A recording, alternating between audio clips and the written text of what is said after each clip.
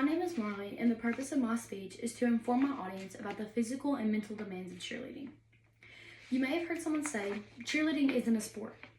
This is something I hear all the time, especially as a high school student. People tend to form their own opinions on this. I can't be the only one who wonders why this topic gets brought up so much.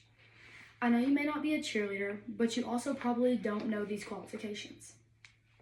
My entire childhood was spent dreaming of being a cheerleader. Cheerleading was always a dream of mine, and now it's unbelievable to say that I have been a cheerleader for 6 years. Having experienced these demands, I also took time to conduct research on the demands and the injuries due to cheerleading.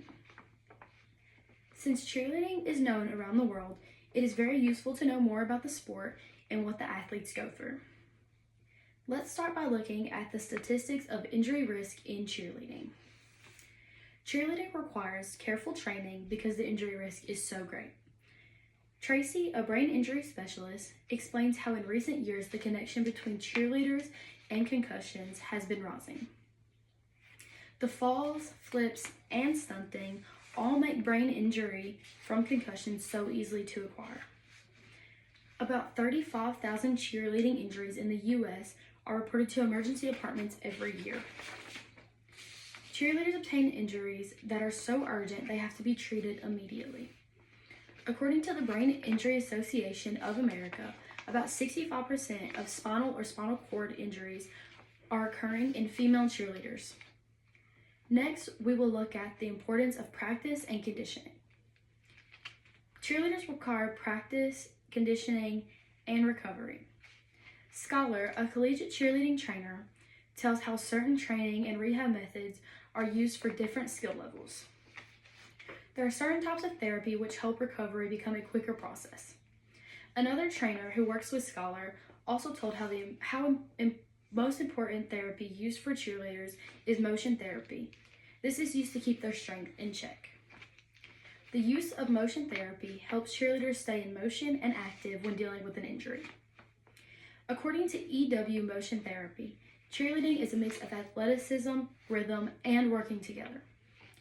Now we will pay attention to the mental aspects of cheerleading.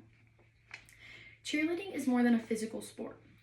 Cheerleaders are also put through challenges mentally every day. Debbie Love is a competitive cheerleading coach, and she thinks that coaches should help increase a cheerleader's self-esteem rather than to bring it down.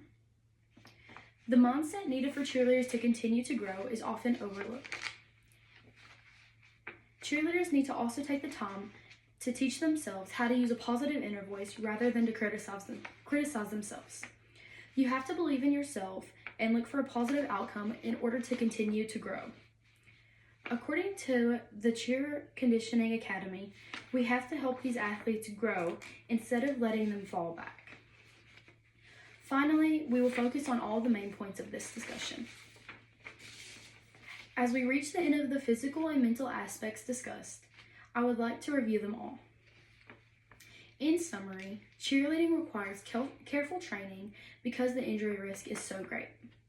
Next, the recovery, practicing, and conditioning aspects of cheerleading all take time and special attention. Lastly, cheerleading is more than a physical sport. The mental aspect takes more training than the physical aspects. So the next time you hear the argument, cheerleading isn't a sport, just remember there is so much more that goes into it than people even know.